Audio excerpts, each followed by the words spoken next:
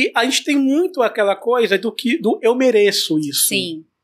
E assim, eu trabalho tanto, de segunda a sábado, de domingo a domingo, e não posso tirar R$300 do meu orçamento para comprar a camisa de futebol, por exemplo. Me dá esse mimo, assim. Sim. A gente ouve muito isso nessa questão. Aí entra uma outra questão que é o endividamento? Não, o poder de compra é nosso. Claro. Na verdade, o poder de compra. Da comunidade preta, exatamente, né? Exatamente. Como lidar com isso, assim? Acho que até uma certa frustração, na verdade, né? Porque, poxa, eu trabalho tanto, eu não consigo fazer isso. Eu trabalho tanto, eu consigo comprar uma camisa de futebol oficial. Eu não consigo, eu não posso.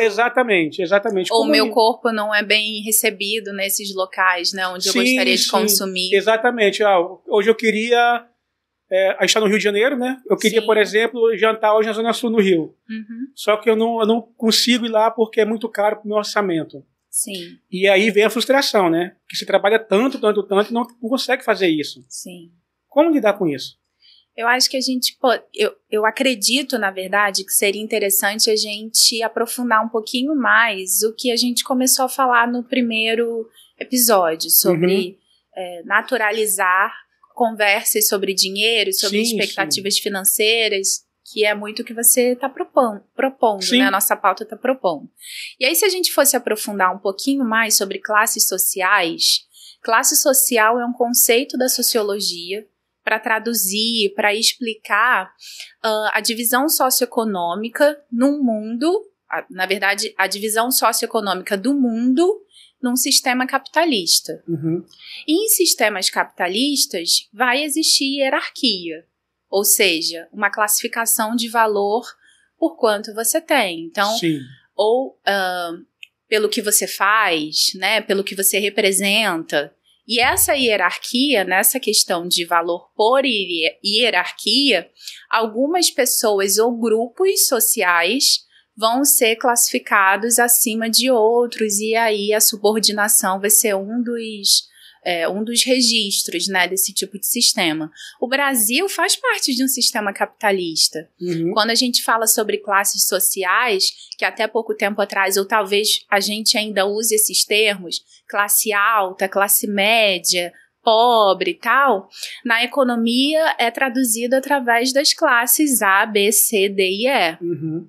Então, se a gente fala sobre classes sociais, sobre sistema capitalista, se a gente entende que o nosso país ele é dividido, não literalmente geograficamente, por mais que a gente saiba que as periferias, que são áreas mais afastadas dos centros urbanos e de áreas nobres, como você está comentando da Zona Sul, por exemplo, são áreas que historicamente têm uma renda per capita menor, né?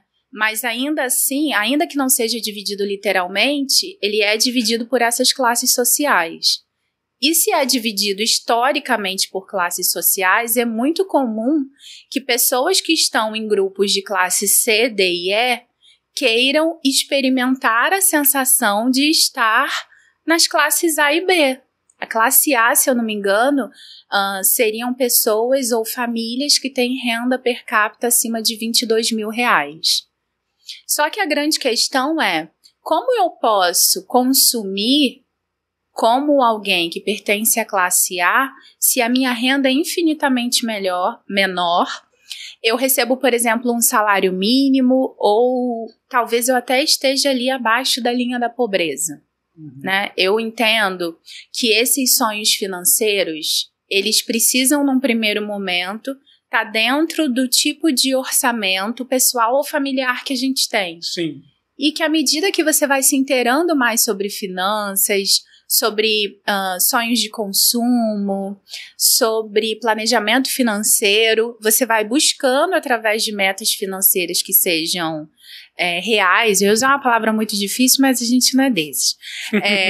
Que sejam reais para a população preta, para a população de periferia, para mulheres empreendedoras de periferia, que a gente sabe que são áreas que têm muita escassez de ferramentais, para que o seu empreendedorismo como principal fonte de renda continue acontecendo. Então, acho que seria interessante a gente trazer alguns exemplos, sabe? Por exemplo, você comentou sobre a camisa de time. Sim, sim. Eu lembro que quando a gente falou isso e a gente já começou ali a ouvir alguns comentários e nas redes sociais pipocar também, a maioria das pessoas que reclamaram ou que desabafaram, né? Vamos botar assim, Sim. que desabafaram sobre esse comentário foram homens. Então, assim, na verdade, o que eu estava sugerindo, é que houvesse um cuidado, uma preparação para esse primeiro encontro, porque o tema era esse, né? Sim, mitos sim. financeiros nas relações amorosas. Exatamente. Que tivesse ali um preparo, uma produção para esse primeiro encontro, como geralmente as mulheres fazem. Lembrando que o episódio foi para todas as pessoas, independente de gênero, Exatamente. né? Foi para crushes, mozões, independente de gênero. Mas a questão era essa. E aí, quando, por exemplo, uma pessoa que recebe R$1.500 em média, ou um salário mínimo, vamos colocar aí R$1.320, que é importante lembrar que ainda tem os abatimentos, então esse valor não é um valor líquido, recebe-se menos que isso. Compra uma camisa de uniforme de time de R$300, o impacto nessa remuneração mensal é muito grande. Então, é bem provável que a roupa que essa pessoa tem no seu armário é a mais cara. E aí, vejam, estou dizendo que camisa de time é roupa, estou me contradizendo. Mas, sim, provavelmente nesse armário, essa camisa de time vai ser a peça mais cara. E aí, quando esse cara vai encontrar lá seu crush, ele vai pegar aquela peça mais cara que ele tem, né? Talvez seja uma das únicas peças que ele entende que é uma peça bacana para sair. Sim. Né? Então, eu acho que seria interessante a gente começar por aí. Gostou do vídeo?